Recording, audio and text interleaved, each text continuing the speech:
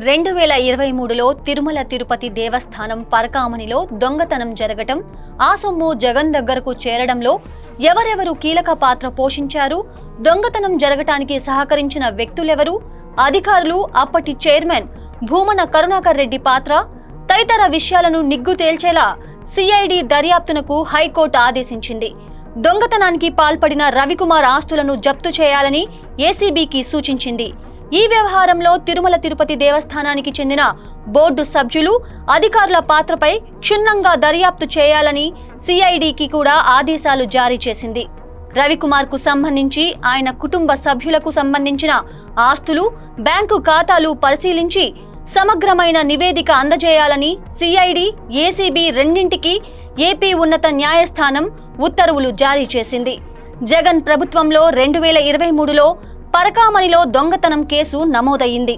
దీనిపై TTD vigilance కు ఫిర్యాదు అందగా రవికుమార్ భారీగా సొమ్మును లూటీ చేసినట్లు వెల్లడైంది.